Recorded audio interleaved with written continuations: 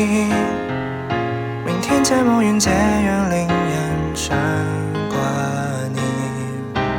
月色旁邊留一線，日後會寫上我們的事。如可以，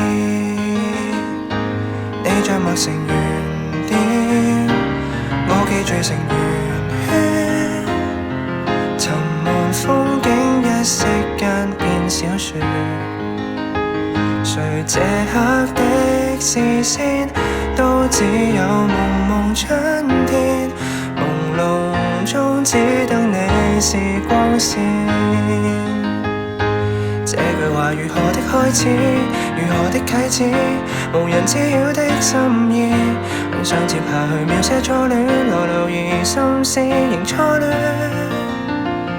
想知我們越在櫻花都散落時，又會否剛好的中意，待你寫上我們的事。如可以。